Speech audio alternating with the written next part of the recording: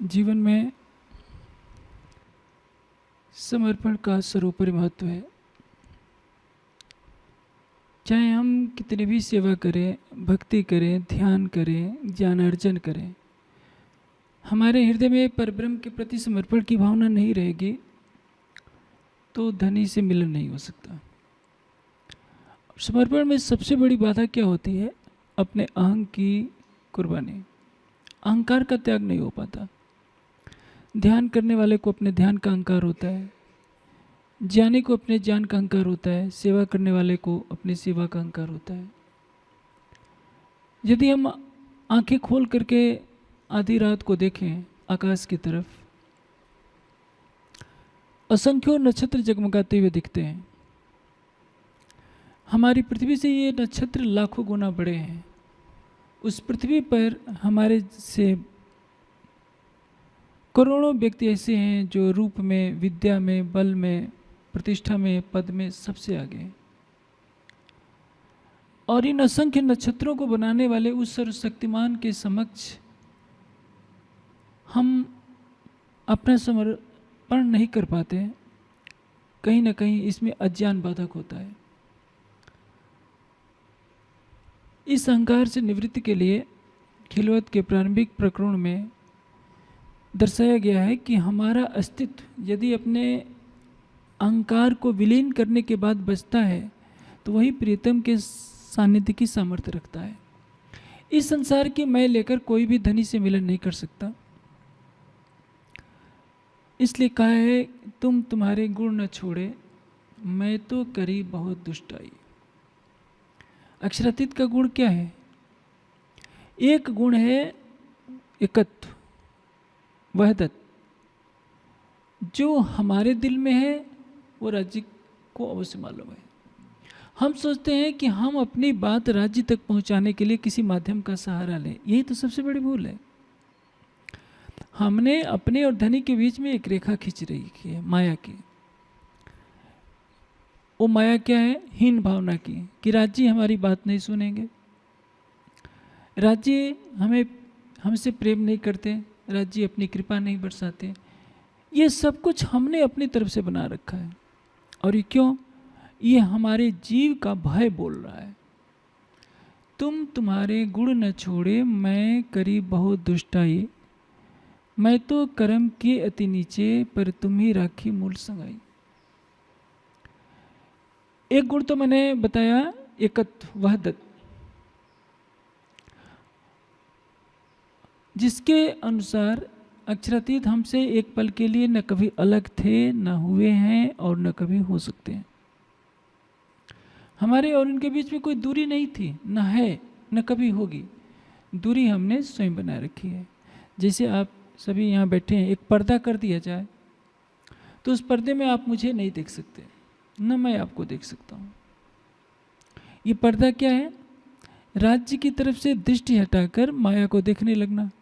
जब तक माया से दृष्टि हटाकर हम परात्म की भावना से स्वयं को नहीं देखेंगे, राज्य को नहीं देखेंगे, राज्य कहाँ से दिखाई देंगे? हमारी दृष्टि ही संसार की है। उसी दृष्टि से राज्य को देखने का प्रयास करते हैं। हम दूसरे को कामी, क्रोधी, लोभी, मोही, अहंकारी समझते हैं, अपने को भी समझते हैं, अपने को उन विकारों से जोड़ लेते हैं। तो राज्य दिखे कैसे?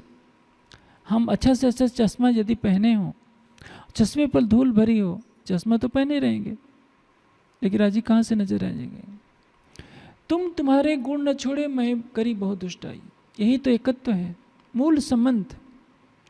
निस्बत की मार्फत में तो हम सभी एक ही स्वरूप हैं। देखने वाला भी वही, दिखाने वाला भी वही, जिसको देखा जा रहा है वो भी वही है। लेकिन यहाँ खेल में जो देखने का प्रयास कर रहा है, जो परम धाम की ब्रह्मात्मा देखना चाह रही है, सोचती है कि राज्य मुझे कैसे दिख सकते हैं। एक अधिकार तो स्वयं लेना पड़ेगा कि हम उस वहदत के स्वरूप हैं, जिस वहदत की मारिफत में राज्य, श्यामा जी, सखियाँ, पशु पक्षी, खूब खुशहालियाँ, परम धाम का एक एक कण भी उन्हीं का स्वरूप है।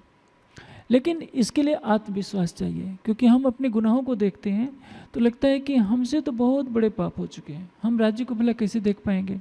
इसी को कहा है तुम तुम्हारे गुण न छोड़िए, मैं करी बहुत दुष्टाई। दुष्टाई का अर्थ क्या होता है? आत्मा दुष्ट नहीं होती, जी से दुष्टता के काम होते हैं। दुष्ट किसको कहते हैं? धर्म के विपरीत जो कुछ हो वो दुष्टता का कार्य है। हमारे लिए सबसे बड़ी चीज क्या होती है? हमारे लिए धर्म का पहला कार्य क्या है? हर पल राज्य को याद करना। ये संभव नहीं है माया के संसार में। सोते समय तो याद नहीं कर सकते, भोजन करते समय भूल जाएंगे, पढ़ रहे हैं, किसी से बात कर रहे हैं, राज्य को भूल जाएंगे। हर पल का अर्थ क्या होता है? सांसारिक कार्यों से जब विमुख होते हैं हम, क्योंकि मन की विशेषता यह होती है कि एक समय में एक ही कार्य हो सकता है, दो कार्य नहीं हो सकते। जब आप पढ़ रहे हैं तो पढ़ाई के समय ध्यान नहीं कर सकते, लेकिन पढ़ते ही जब ध्यान दिल उधर से हटता तो हमारा दिल संसार की तरफ ना जाकर राज्य की तरफ जाना चाहिए। सोने लगे तो राज्य को दिल में याद करके सोएं। सवेरे उठे तो पहला ध्यान हमारा राज्य की तरफ जाना चाहिए, संसार की तरफ नहीं। तो इसको कहा जाता है कि अष्टपहर भी ना रहे प्रेम का आवेश होए। हम संसार के कार्यों को दृष्टा भाव से करें। जैसे हम व्यवसाय करते हैं, अब दुकानदार से जब कोई सामान खरीदने आएगा तो उस समय राजसमय थोड़े करेगा, तब तो हिसाब ही भूल जाएगा। कंप्यूटर चला रहा है, उसमें भी राजसमय नहीं कर सकते। तो वाणी में जो कहा है उसका सूक्ष्म अर्थ लेना चाहिए। जो परम धाम की आत्मा है, महामती के वृत्त में कहा गया है कि एक पल के लिए भी राज्य की शोभा को अपने हृदय से ना निकालें। एक पलक छोड़े नहीं, भला चाहे आपको जो। इसका अर्थ क्या होगा? जो अपनी भलाई चाहता है, माया से बचे रहना चाहता है, एक पल के लिए भी राज्य को अपने से अलग न करें। तो कैसे संभव है? जब हम सोएंगे तो राज्य को तो भूले ही रहेंगे, काम करेंगे तो भूले ही रहेंगे। इसका अर्थ ये है कि जब तक हमें होश है, हमें हर पल राज्य को दिल में बसाए रखना होगा। यदि हम राज्य को दिल में बसाए रखने का भाव रखेंगे तो क्या होगा? हम संसार के पापों से अलग हो जाएंगे, दुष्ट कर्म हमसे नहीं होंगे। जैसे हम किसी सामान की चोरी कब करेंगे? जब ये लगेगा कि कोई हमको देख नहीं रहा है। हम किसी को कटु वचन कब बोलेंगे? जब सामने वाला हमें बुरा दिख रहा हो। यदि हमें यह लग जाए कि जिसको हम कटु वचन बोलने जा रहे हैं उसके अंदर भी परम धाम की ब्रह्मात्मा है और उस ब्रह्मात्मा के धाम हृदय में राज्य है, तो हम कभी भी उसको कटु वचन नहीं बोलेंगे। हम मन वाणी कर्म से किसी का दिल कब दुखाएंगे? जब हम उसको वहदत का अंग नहीं समझेंगे तभी तो उसका दिल दुखाएंगे। हम संसार के रिश्ते से देखेंगे तो ये दुष्ट कर्म हमसे हो जाएंगे। बुरे कर्मों से बचे रहने का एक ही साधन है कि हम हर पल शरीर को ना देखें। जब शरीर को देखेंगे तो संसार नजर आ जाएगा। पूरा शरीर ब्रह्मांड का सूक्ष्म स्वरूप है। शरीर पर जब केंद्रित होंगे, जैसे दुख के साथ कहना पड़ता है कि हमारे सुंदर साथ में भी जहाँ ज्ञान का प्रकाश नहीं फैला है वहाँ का खान पान अशुद्ध हो चुका है। सुंदर साथ की नई पीढ़ी तामसिक आहार का सेवन करने लगी है, शराब भी पीने लगी है और भी भक्ष खाने लगी है। क्यों? क्योंकि उनको परम धाम के ज्ञान का प्रकाश नहीं मिला है। एक छोटी सी इंद्री है तो एक जीवा ने इतना व्याकुल कर दिया कि जिस घर में परम धाम की ब्रह्मवाणी पढ़ी जाती हो उस घर की पीढ़ी यदि अभक्ष पदार्थों का सेवन करती है तो उनको मालूम नहीं है कि आत्मा का स्वरूप क्या है, परम धाम का स्वरूप क्या है या परमात्मा का स्वरूप क्या है। जो उठते बैठते सोते जागते ज्ञान के प्रकाश में युक्त रहेगा वो पाप कर्म क्यों करेगा? दुष्ट कर्म तभी होते हैं जब हृदय से ज्ञान का प्रकाश हट जाता है। अज्ञानता का अंधकार हृदय में आया नहीं तो मनुष्य पाप कर्म किया नहीं। जैसे ही ज्ञान का प्रकाश आता है मनुष्य सोचता है कि नहीं मुझे ये कार्य नहीं करना है। बुद्धि किस लिए मिली है? सत्य और असत्य का विवेचन करने के लिए मिली है। बुद्धि परमात्मा को प्राप्त नहीं करा सकती लेकिन परमात्मा की प्राप्ति में सहायक की भूमिका निभाती है। बुद्धि के द्वारा हमें सत्य का बोध होता है। बुद्धि के द्वारा हम धर्म ग्रंथों के ज्ञान को ग्रहण कर सकते हैं। महामती जी के तन से लीला तो आज से 300 वर्ष पहले पूरी हो गई। आज हम उनकी वाणी को पढ़कर समझ तो रहे हैं, हमें लगता है कि हम भी वैसे ही हैं जैसे कभी बंगला जी दरबार में 5000 सुंदर साथ बैठे होते थे, सागर श्रृंगार की चर्चा सुन रहे होते थे। आज भले ही प्रत्यक्ष रूप से वो लीला सामने नहीं है, लेकिन वाणी की चौपाइयों में जब डूबते हैं तो हमें वो दृश्य याद आ जाता है कि कभी हो सकता है जैसे वो सुंदर साथ परमधाम की वाणी को सुनकर के परमधाम के प्रति सावचेत हो रहे होंगे कि हमें जागृत होना है, हमारे हृदय में भी ज़्यादा नहीं थोड़े पल के लिए तो वो भावना आती है। ये ज्ञान का प्रकाश हमारी आत्मा को जागृत करने के लिए है। बुद्धि के द्वारा जीव अपने हृदय में उस ज्ञान के प्रकाश को ग्रहण करता है और संकल्प करता है कि मुझे ऐसा नहीं करना चाहिए। लेकिन जब प्रेम की धारा बहती है तब वो राज्य की तरफ कदम बढ़ाता है, नहीं तो उसी ज्ञान को कहेगा, सुनेगा, आनंदित हो जाएगा। बड़े बड़े वक्ता क्या करते हैं, ज्ञान को कहना ही सर्वोपरि लक्ष्य मान लेते हैं। ज्ञान की भूमिका है मनुष्य को सावचेत करना, और प्रेम का कार्य है जिस लक्ष्य को ज्ञान ने दर्शाया है उसको प्राप्त करा देना। दोनों की विशेषता है। यदि ज्ञान न हो, सब लोग भावुक हो जाएं तो बैठे बैठे रोते तो रहेंगे, लेकिन दूसरों को रास्ता नहीं दिखा सकते, वहीं तक उनका प्रेम सीमित हो जाएगा। इसलिए प्रेम का प्राण है ज्ञान, और ज्ञान का प्राण क्या है, प्रेम। दोनों एक दूसरे के पूरक हैं, दोनों में चोली दामन का साथ है। ज्ञान नहीं होगा तो हमें पता नहीं रहेगा कि हम कौन हैं और हमें किसके साथ कैसा व्यवहार करना है। जब आप तारतम्य ज्ञान नहीं लिए थे तो संभव है आप अभक्ष पदार्थ खा सकते थे, पत्थर की मूर्तियों के आगे सिर झुका सकते थे, उनको परमात्मा मान सकते थे। अब आपकी निष्ठा किस पर है, एक अक्षरातीत पर। आपने खिलवत पढ़ लिया, ये कलश में विरह के प्रसंग पढ़ लिए, प्रेम का प्रसंग पढ़ लिया, परिक्रमा पढ़ लिया, चाहे कोई करोड़ रुपया दे फिर भी आप राजी नहीं होगे राज्य के सिवा शालिग्राम को मत्था टेकने के लिए या शिवलिंग को मत्था टेकने के लिए, क्योंकि आपका हृदय गवाही नहीं देगा कि पैसे के लालच में हमें राज्य के अतिरिक्त किसी अन्य को अपना आराध्य बनाना है। ज्ञान ने आपको एक मार्ग दर्शा दिया कि इस पर चलो, अब चलना है प्रेम के द्वारा। बिना प्रेम के आप एक कदम भी नहीं चल सकते। इसके बिना न पाइए ये जो नूर तजल्ला है। प्रश्न यह होता है कि हमारा हृदय निर्मल क्यों नहीं हो जाता। हृदय तो निर्मल उसी क्षण से होना शुरू हो जाता है जिस क्षण से आपने राज्य के चरणों में अपना समर्पण कर दिया होता है। लेकिन हम जरूर ध्यान करते हैं, हमारा हृदय राज्य के लिए पूरी तरह समर्पित नहीं होता। देखिए, आग में लोहा डाल दीजिए तो आग की जितनी तीव्रता होगी उतनी तीव्रता के अनुसार लोहा गर्म होगा। आप ऐसी आग में लोहा डाले हैं जो कभी बुझ जा रही है, कभी धुआं उठ रहा है, तो लोहे को गर्म होने में बहुत समय लग जाएगा। कोयले की आग धधक रही है, थोड़ी देर में लोहा गलने लगेगा। इसलिए जितनी देर आप ध्यान में बैठते हैं पूर्ण समर्पण के साथ बैठिए, इस शरीर को भुला दीजिए और अपने अंदर परात्म की भावना कीजिए कि मेरी आत्मा परात्म की स्वरूपा है। ये शरीर तो माया का है। जब इस मायावी शरीर से आपकी दृष्टि हट जाएगी, इसका चिंतन हट जाएगा, तभी पूर्ण समर्पण होगा। और पूर्ण समर्पण में आप अपनी परात्म की भावना से जब राज्य को याद करेंगे तो आपके जीव के विकार तभी से हटना शुरू हो जाते हैं। आपने थोड़ी देर ध्यान किया, 24 घंटे तो माया में रहना होता है, माया के काम करने होते हैं।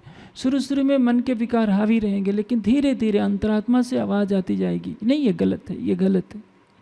यदि आपने ध्यान नहीं किया तो ये आवाज़ नहीं आएगी, आप अपनी अंतरात्मा की आवाज़ को नहीं सुन पाएंगे। आप केवल कर्मकांड कर लेते हैं। 5 बार तारतम का पाठ कर लिया, चरणामृत प्रसाद ले लिया, जोर जोर से आरती में नाच कूद लिया, तो संसार की नज़र में तो आप बहुत बड़े भक्त सिद्ध हो जाएंगे, लेकिन आपके हृदय में समर्पण तो नहीं आया। आपने स्वयं को परात्म की भावना से अपने को भावित तो नहीं किया। आपने राज्य के नख से सिख तक की शोभा को देखने का प्रयास नहीं किया। दिल में थोड़ा सा भाव था और उस भाव के अनुसार आपने सबको दर्शा दिया। देखिए, मैं जोर जोर से आरती गाता हूँ, राज्य को रिझाने के लिए नाचता हूँ। एक माया का विकार थोड़ा सा दूर हुआ, आपने अहंकार का पहाड़ खड़ा कर लिया। तो ऐसी स्थिति में हृदय पूरी तरह से निर्मल नहीं हो सकता। मैं तो कर्म की अति नीचे, पर तुम ही राखी मूल संगाई। हमारे जीव को देखा जाए तो हमारे जीव से बहुत बुरे बुरे कर्म हो जाते हैं। तारतम्य वाणी का प्रकाश पाने के बाद तो हम डरते हैं कि नहीं, हमें ऐसा कार्य नहीं करना चाहिए। लेकिन हमारे जीव ने पूर्व जन्म में बहुत पाप किए होंगे। सुंदरता से भूल ये हो जा रही है कि दूसरे पंथों के लोग तो ज़्यादा डरते हैं, हम नहीं डरते। सोचते हैं कि परम धाम तो हमें जाना ही है, और हम परम धाम की आत्मा है, हमारे ऊपर कर्मों का बंधन नहीं लगता। आत्मा पर तो बिल्कुल नहीं लगेगा, जीव पर तो लगेगा ही। आप जाकर किसी को चांटा मार दीजिए और कहेंगे कि हम परम धाम की आत्मा है, हमारे विरुद्ध में थाने में केस नहीं लिखा जाएगा, तो इस देश का संविधान थोड़े मानेगा कि आप परम धाम की आत्मा है, आप किसी को चांटा मारे और आपके विरुद्ध केस न लिखा जाए। आप खूब मिठाइयाँ छिप छिप कर खाएं और चाहो कि हमें डायबिटीज न हो, ये तो नहीं होगा। आप पढ़ो नहीं और सोचो कि परम धाम की आत्मा है, परीक्षा में मेरिट लिस्ट में आ जाए, ये संभव नहीं है। यहाँ के विधान यहाँ चलेंगे, आपके जीव को उन विधानों का पालन करना पड़ेगा। जो आपकी आत्मा है वो परम धाम की है, और परम धाम की आत्मा पर माया का कोई विकार हावी नहीं होता। लेकिन परम धाम की आत्मा को चितवनी में पर आत्म की भावना लेना पड़ेगा। और जब परात्म की भावना में आप डूब गए तो काम क्रोध मद लोभ के विकार आपको क्यों सताएंगे। लोभ आपको तब होगा जब आप शरीर भाव से देखेंगे। आपको हीरो की तिजोरी के एक मकान में रख दिया जाए तो आप चोरी करेंगे कब? जब आपको शरीर दिखेगा तब ना, कि मुझे इस शरीर को सुंदर बनाना है तो एक हीरे का हार चुरा लेते हैं तो हमारा शरीर सुंदर दिखेगा। यदि आपने परम धाम की आत्मा का भाव ले लिया तो आपको हीरे के मोतियों के हार क्यों लोभ में डालेंगे। परम धाम की आत्माओं की तो बात छोड़िए। एक बार मीराबाई आती है, उनके गुरु थे रविदास जी बनारसी में। देख रही है कि मेरे गुरुदेव झोपड़ी में बैठे हैं और जूते बना रहे हैं, पसीने से लथपथ हैं। कहा कि ये तो मेरे लिए बहुत बदनामी की बात है, मैं राजघराने की और मेरे गुरुदेव झोपड़ी में रहते हैं। मीरा ने अपना नौलखा हार उतारा और गुरुदेव के चरणों में रख दिया। कहा कि गुरुदेव आप इतनी झोपड़ी में रहते हैं, पसीने से लथपथ हैं, अपने रहने के लिए एक बढ़िया बना लीजिए। रविदास ने मना किया कि अरे मीरा मुझे ये सब नहीं चाहिए। कहे कि नहीं गुरुदेव आपको तो ये रखना ही पड़ेगा। मीरा चली गई। रविदास जी ने उस हार को एक जगह एकांत स्थान में खूंटी में टांग दिया। 1 वर्ष के बाद मीरा पुनः आती है, देखती है कि गुरुदेव ने तो कोई निवास बनाया नहीं, जैसा का तैसा है। कहने लगी गुरुदेव आपने निवास बनाया नहीं, वो हीरे का हार क्या हो गया। मीरा को लगा कि चोरी हो गया होगा। रविदास कहते कि देखो मीरा उस कोने में टंगा हुआ है। मीरा सन्न रह गई। उस हार को उन्होंने ऐसे ही टांग रखा था जैसे उसकी कोई कीमत ही ना हो। मीरा की नज़र में वो हीरे मोतियों का जड़ा हुआ नौलखा हार था, लेकिन एक योगी महात्मा की दृष्टि में वो क्या था, कंकड़ पत्थर ही थे। यदि रविदास को इतना मोह नहीं हो सकता, क्योंकि उन्होंने सोचा कि परमात्मा को पाना है तो इन चीज़ों से दूर रहना होगा, मोह आसक्ति से दूर रखना होगा। हम सुंदर साथ अपने को परम धाम की भावना में नहीं डुबो पाते, इसलिए तो काम सताता है, क्रोध सताता है, लोभ सताता है, मोह सताता है, अहंकार सताता है। मंदिरों में झगड़े, आश्रमों में झगड़े, सुंदर साथ के अंदर आपस में झगड़े, कहीं भी मेल नहीं मिलाप नहीं है। क्यों? क्योंकि सभी अपने को शरीर से देख रहे हैं, संसार से देख रहे हैं। शरीर और संसार की दृष्टि जब तक बनी रहेगी माया का विकार आपके पीछे पीछे घूमता रहेगा। तुम तुम्हारे गुण न छोड़े, मैं करी बहुत दुष्टाई, मैं तो कर्म की अति नीचे, पर तुम ही राख्या मूल संगाई। ये बात कब कही जा रही है? यह है समर्पण की भूमिका। एक आत्मा अपना सर्वस्व समर्पण कर देती है राज्य के चरणों में, तो कहती है कि मैं तो कर्म किए अति नीचे, पर तुम ही राखी मूल संगाई। आप देखिए, आप घर के बहुत लाडले हैं, लेकिन आप पड़ोस में कहीं चोरी करके चले जाइए और पड़ोस वाला शिकायत करके आ जाए तो देखिए आपके घर में डंडे आपकी पीठ पर बजने शुरू हो जाएंगे। आप घर की बहू हैं, किसी गलत विचारधारा वाले व्यक्ति से घनिष्ठता कर लीजिए तो आपका पति आपको छोड़ने के लिए तुरंत तैयार हो जाएगा, कोई रिश्ता नहीं रखता। ये बहुत ही कठोर दुनिया है। जो अपने कहलाते हैं वो भी दुत्कारने में जरा देर नहीं लगाते, लेकिन एक राज्य है, वे हमारे पापों को नहीं देखते। हमारे तन से न जाने कितने पाप हो जाते हैं। आप सोचिए, महाभारत में प्रसंग में वर्णित आता है कि जब पांडव स्वर्गारोहण के मार्ग पर चल पड़े, द्रौपदी गिर जाती है, आवाज़ देती है, धर्मराज मेरी तरफ तो देखिए। धर्मराज नहीं देखते हैं। भीम गिर जाते हैं, प्राण छूट जाते हैं। गिरते समय कहते हैं कि धर्मराज मेरी तरफ तो देखिए, नहीं देखते हैं। अर्जुन भी गिर जाते हैं, नकुल सहदेव सब एक एक करके शरीर छोड़ देते हैं, लेकिन धर्मराज किसी की तरफ देखते नहीं, वो सीधे बढ़ते हुए चले जाते हैं। मनुष्य संसार में पैदा होता है अकेले, जाता है अकेले, लेकिन ब्रह्म सृष्टियां एक साथ आई हैं और एक साथ जाना है। इस संसार का हर रिश्ता स्वार्थ पर टिका होता है। परिवार का रिश्ता, समाज का रिश्ता, संगी संबंधियों का रिश्ता। उन रिश्तों में संसार के नियमों का जरा सा अवरोध होता है तो हर कोई किनारे कर लेता है। हमें तुमसे मतलब नहीं, तुमने हमारे घर की इज्जत को तार तार किया है, घर से निकल जाओ। कोई भी देर नहीं लगाएगा। लेकिन उस दया के सागर को देखिए। ऐसा नहीं कि उनसे कुछ भी छिपाओ। हम सोचते हैं कि राज्य मंदिर में देख थोड़े रहे हैं, यही तो हमारी भूल है। राज्य मंदिर में नहीं है, हक नजीक से है से। आप जो सोचते हैं वो राज्य को पहले मालूम है। यदि यही बात सबको मालूम हो जाए कि राज्य हर पल हमारे साथ हैं, तो कोई भी पाप क्यों करेगा। हमारे सब कार्यों को जानते हैं, फिर भी हमको छोड़ नहीं रहे हैं। क्यों? मूल संबंध के कारण। इसीलिए हार कर इंद्रावती जी ने कहा, जानो तो राजी रखो, जानो तो दिल के, या पाक करो हादीपना, या बैठाओ माहे तकसीर। आप मुझे आनंदित रखिए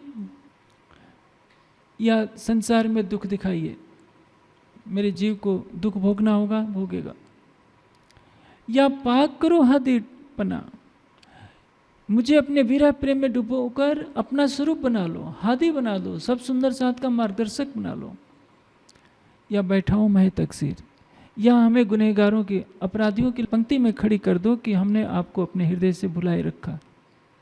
ये कब मुख से निकलेगा?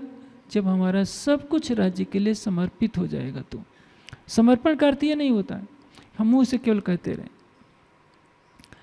समर्पण का तात्पर्य राज्य पर अटूट विश्वास। सुख मिला है तो हम सबसे न कहते फिरें, देखो राज्य की कितनी मेहर है, हमको ये मिला है, ये मिला है। दुख मिला है तो रोते रहें, राज्य ने हमको कुछ नहीं दिया, राज्य ने ये नहीं दिया, राज्य ने ये नहीं दिया। ऐसा नहीं। दुख भी दिया है तो वही भाव रहे, सुख मिला है तो वैसे ही भाव रहे, क्योंकि वो देख रहे हैं किस समय क्या करना है, सुख देना है या दुख देना है। उनकी हर लीला में आनंद हो। आप देखिए, राम बन जाते हैं, सीता ने कभी फरमाइश की कि नहीं राम मर्यादा पुरुषोत्तम आपको यहाँ चलना है। सीता ने सब कुछ राम के ऊपर सौंप दिया है, जहाँ राम जाएंगे सीता वहाँ जाएगी। एक संसार की धर्मपत्नी को ये समझ तो आता है कि हमें करना क्या चाहिए, लेकिन परम धाम के ब्रह्मात्माओं को ये बात समझ में नहीं आती कि राज्य के प्रति हम समर्पण की भावना कैसे रखें। जरा सा कष्ट हुआ तो हम क्या करते हैं, सबको मालूम है, कुनैन की एक ही टिकिया, यानी वही मेहर सागर का पाठ। दुकान नहीं चल रही है, मेहर सागर का पाठ। तबीयत खराब हो, मेहर सागर का पाठ। नौकरी नहीं लग रही है, मेहर सागर का पाठ। बच्चा नहीं हो रहा है, पोता नहीं हो रहा है, मेहर सागर का पाठ। हम राज्य से तो यही मांगते हैं ना। राज्य से राज्य के हृदय का प्रेम कौन मांगता है? क्योंकि अभी हमारा समर्पण नहीं हुआ। राज्य के प्रति पूर्ण समर्पण, पूर्ण विश्वास, पूर्ण प्रेम जब हो जाएगा तो हर पल हमें लगेगा कि वह हमारे साथ हैं। क्योंकि जो वहदत का स्वरूप होता है, वहदत की मारिफत का स्वरूप होए, उससे हमारे हृदय की कोई भी बात छिपी नहीं रहती। यदि उसने हमें दुख दिखाया है तो उसमें भी कुछ उसके सुख की लज्जत है। दुख बड़ो पदार्थ जो कोई जाने ए, ताथे सुख को छोड़ के दुख ले सके सो ले। हम दुखों से बचना चाहते हैं, दुखों से बचने के लिए राज्य जी के मंदिर में जाते हैं, मत्था टेकते हैं, भोग चढ़ाते हैं, पुजारी जी से सिफारिश करवाते हैं कि पुजारी जी राज्य जी मेरी सीधे बात नहीं सुन रहे हैं, आप सेवा में रहते हैं, आप राज्य की हजूरी हैं, आप कह देंगे तो राज्य तुरंत बात मान लेंगे। और राज्य हंसते हैं कि इनको मैंने सागर श्रृंगार दे दिया फिर भी ये सिफारिश करवा रहे हैं, क्योंकि वहदत के मारिफत को किसी ने समझा नहीं, अपना हृदय किसी ने दिया नहीं, और इसलिए इस संसार में सिफारिश की प्रक्रिया चल पड़ी है। अपना हृदय आप खोल दीजिए राज्य के लिए, फिर देखिए सिफारिश की कोई आवश्यकता नहीं। सिफारिश तो देवी देवताओं के यहाँ चल भी जाए, ऋषि मुनि होते थे, उनके पास जाकर गृहस्थी सिफारिश करते थे, वो आशीर्वाद देते थे, हो जाता था। आप भी सर्वशक्तिमान से प्रेम मांगिए। आप कहिए रात को सोते समय कि राज्य हमारा हृदय आपके प्रति समर्पित हो, हमारे हृदय में आपका प्रेम बसे, हमारे हृदय से माया के विकारों को निकाल दीजिए, हमारे हृदय में आप अपनी शोभा दर्शा दीजिए। एक कुएं से रस्सी जब खींची जाती है तो उसकी रगड़ से कुएं की जो मुंडेर है वो भी खींच जाती है। सर्वशक्तिमान जो अक्षरातीत है, दया सिंध सुख सागर है, दया का भंडार है, अनंत सागर, इश्क गंज अपार, प्रेम का अनंत भंडार है, अनंत राशि है वो, वहाँ सिफारिश की आवश्यकता ही नहीं है। आप हृदय में इच्छा करेंगे वो तुरंत पूरी हो जाएगी, इच्छा करने से पहले वो पूरी करने वाला है। वो तो केवल एक शर्त रखता है कि तुम अपने हृदय में समर्पण की भावना लाओ, प्रेम की भावना लाओ, विरह में डूबो, और हमसे वही नहीं हो पा रहा है। हम दुनिया वालों की तरह मेहर सागर के गोटे पधरा करके बैठ जाते हैं, मन्नत मांगना शुरू कर देते हैं। मैं नहीं कहता कि मत मांगिए, मंदिर में जाकर नारियल चढ़ा देते हैं, अरे नारियल क्यों चढ़ाते हो, अपना हृदय तो चढ़ाओ। नारियल 20 रुपये में मिलता है, बहुत सस्ता है। हृदय तो हमने किसी और को दे रखा है, पत्नियों ने पति को दे रखा है, पतियों ने पत्नी को दे रखा है, बहनों ने सहेलियों को दे रखा है, और भाइयों ने दोस्तों को दे रखा है। कोई राज्य को नहीं देता। राज्य तो एक व्यवसायी की तरह नजर आते हैं कि 100 रुपये की मिठाई का पैकेट चढ़ा दो और 1 लाख की लॉटरी निकल जाए, 10 लाख की लॉटरी निकल जाए, ये व्यापार है, प्रेम नहीं है। राज्य के मार्ग पर प्रेम की आवश्यकता है, उस प्रेम पर कदम रखिए।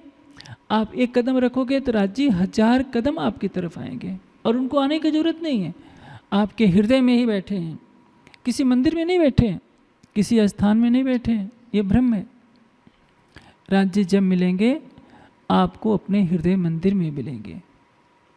हक नजीक से रख से औड़ो पटना द्वार, खोली आंखें समझ की देखती न देखे भरतार। हम देखते हुए भी नहीं देख पा रहे हैं, हम सारी वाणी पढ़ जाते हैं, हक नजीक से रख से, हक नजीक से रख से, फिर भी हम क्या करते हैं, परिक्रमा। पहले मैं जब नया नया था सब लोग परिक्रमा करते थे, मैं सोचता था कि मेरे तो पैर ही दुख जाएंगे, मेरे से तो होती नहीं। सबकी देखा देखी डर के मारे मुझे भी शरीयत की लाइन में लगना ही पड़ता था कि भाई नहीं करेंगे तो परिणाम क्या होगा। किसी आश्रम में है, सब लोग परिक्रमा कर रहे हैं और आप न करो तो क्या परिणाम क्या होगा, बिस्तर बांधिए। लेकिन प्रश्न यह है, परिक्रमा का अर्थ क्या होता है, अपना हृदय आराध्य के प्रति समर्पित कर देना, अपना हृदय दे दीजिए। यदि आपने अपना हृदय राज्य को दे दिया, जिस हाल में रख रहे हैं हंसते रहिए, मुस्कुराते रहिए, एक ही वाक्य निकालिए, जो आपने किया ठीक किया। तभी तो कहा जा रहा है जानो तो राजी रखो, जानो तो दलगीर। मुझे दुख हो रहा है या सुख हो रहा है, मुझे कोई गिला शिकवा नहीं, इसमें भी आपकी रजा है। आपने दुखों का पहाड़ दे दिया तो भी मुझे हंसना है, आपने सुख दे दिया तो ये सुख मुझे मोहित नहीं कर सकता, मेरी आत्मा आपके प्रेम में डूबी रहेगी। आप मुझे शोभा दे दो, सबका हादी बना दो तो भी मुझे कोई अहंकार नहीं। और सब सुंदर साथ मुझे पतित के दृश्य देखते हैं तो भी मुझे कोई गिला शिकवा नहीं, क्योंकि मैंने तो अपनी उंगली आपके हाथ में पकड़ा रखी है। यह है समर्पण। और जब ऐसी भावना आ जाएगी तो राज्य आपके पीछे पीछे चलेंगे। इंद्रावती जी कहती हैं कि राज्य अच्छी तरह से जानते हो, जहाँ मैं बुलाऊंगी वहीं आपको आना पड़ेगा, जैसे मैं नाचने को कहूँगी आपको नाचना पड़ेगा। ये कब होगा? जब हमारे हृदय में वैसा अटूट विश्वास हो, अटूट प्रेम हो, अटूट समर्पण हो, अटूट श्रद्धा हो। इसलिए राज्य पर दोष देने की अपेक्षा हमें अपने आंतरिक विकास की तरफ ध्यान देना होगा, बाहर की भक्ति छोड़कर कि लोग हमें बहुत अच्छा कहें, सब सुंदर साथ में मेरे ध्यान का डंका बज जाए कि हम इतना ध्यान करते हैं, इतना पढ़ते हैं। इन चीज़ों से पीछे हटिए। दिखावा कुछ नहीं, जो कुछ कीजिए छिपा कर कीजिए। अपनी महिमा मत फैलाइए कि हम बहुत ध्यान करते हैं, हम बहुत सेवा करते हैं, हम बहुत ये करते हैं। ये तो अहं की ग्रंथि बन रही है। सारे अहंकार को हटाकर अपना सर्वस्व समर्पण कर दीजिए। बस तू ही है, जैसा तू रखे हमें उसी में खुशी है। हम भूखों रहेंगे, नंगे रहेंगे, हमारे होठों पर कभी गिला शिकवा नहीं रहेगा। हम केवल तेरा दीदार चाहते रहेंगे, तेरा प्रेम चाहते रहेंगे और तेरी मधुर छवि को अपने हृदय में देखना चाहेंगे। बस देखिए, आप कुछ दिन रात को सोते समय इस तरह के भावों से संकल्प कीजिए, राज्य तो आपके पास पल पल रहेंगे। आप संसार में रहते हुए भी माया को कोसों दूर बनाए रखेंगे। तभी तो इंद्रावती जी कहती हैं कि करनी तुम्हारी मेरी मैं तोली, जैसे सत्य सत्य हो धनी मेरे एती है तफावत। देखा जाए तो मेरी करनी में और आपकी करनी में तो 36 का आंकड़ा है। आप जागृत हो, मैं नींद में हूँ। आप नूरी स्वरूप से परम धाम में विराजमान हो, आवेश स्वरूप से महामती जी के धाम हृदय में विराजमान हो, मूल संबंध से हमारे धाम हृदय में भी विराजमान हो। लेकिन हमारे और आपके बीच में एक माया का पर्दा पड़ा है कि हमारे धाम हृदय में बैठे हैं, हमारी नज़र आपको देख नहीं पा रही है। देखती न देखे भरतार, देखते हुए भी देख नहीं पा रहे हैं, आपकी पहचान नहीं हो पा रही है। इसलिए जैसे झूठ और सत्य में जो संबंध होता है, इस संसार में आने के बाद हमारी आत्मा जिस जीव पर बैठे है उस जीव से इतने गुनाह हो जा रहे हैं कि हम झूठे झूठ बन जा रहे हैं। और आप तो अनादिकाल से सत्य थे, सत्य हैं और सत्य ही रहेंगे। हमारी आत्मा भी आपकी अंगरूपा होने से सत्य है, सत्य थी और सत्य ही रहेगी। लेकिन जिस जीव पर बैठी है, जीव तो माया का है, उससे गुनाह होंगे, इसलिए आत्मा पर भी ये गुनाह लग जा रहे हैं। आप हमारे ऊपर कृपा की ऐसी वर्षा कीजिए कि कभी भी हमारी आत्मा गुनाह के मार्ग पर न चले, ताकि परम धाम में उठने के बाद हमें सिर नीचा करना पड़े। और इस संसार में भी यदि हम वाणी का प्रकाश ले चुके हैं तो हमें ये सोचना होगा कि हमें तो ज्ञान दृष्टि से जागृत कर दिया गया है, और जागृत होने के पश्चात किसी को ये कहने का अधिकार नहीं है कि हमको तो किसी ने बताया ही नहीं। ब्रज में थे, आवेश लीला चल रही थी, लेकिन किसको पता था? सब नींद में थे। रास में आधी जागृति हुई। जागने के ब्रह्मांड में तारतम्य ज्ञान से जागृत होने के पश्चात क्षमा शब्द नहीं है, क्योंकि इसको जागने का ब्रह्मांड कहा गया है। मूल संबंध का पता दे दिया गया, परम धाम के चप्पे चप्पे का ज्ञान दे दिया गया।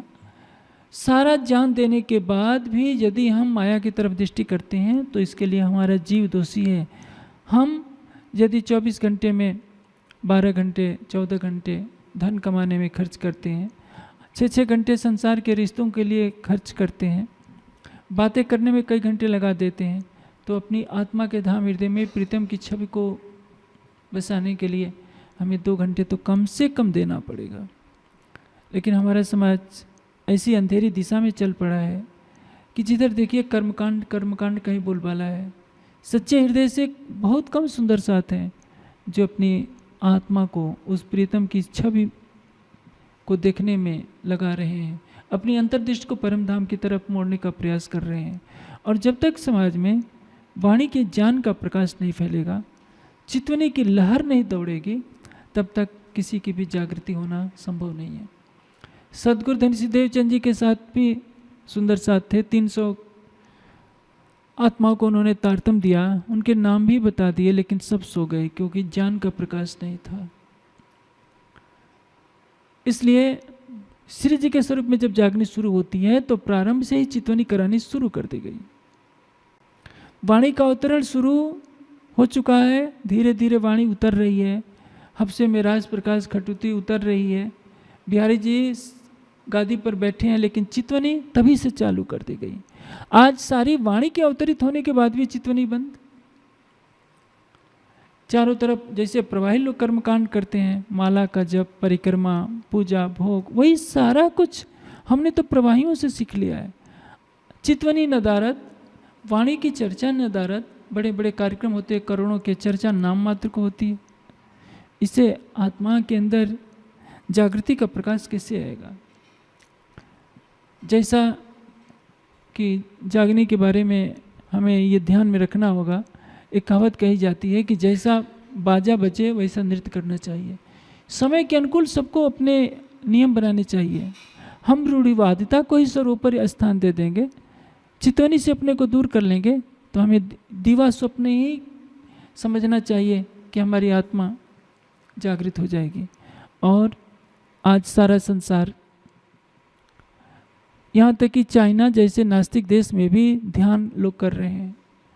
अमेरिका में कितने कार्यालयों में आप चले जाइए, वहाँ ध्यान के कक्ष बने हुए हैं, लेकिन हमारे पूरे समाज में कहीं भी ध्यान कक्ष कहाँ दिखाई देते हैं?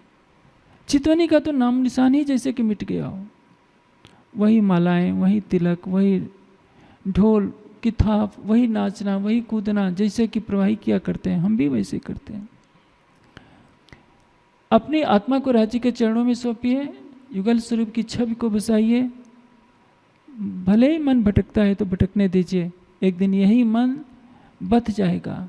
राज्य के विरह की ऐसी अग्नि उठेगी कि इस मन के विकारों को जलाकर राख कर देगी, और ये मन निर्मल होकर राज्य के प्रेम में डूब जाएगा।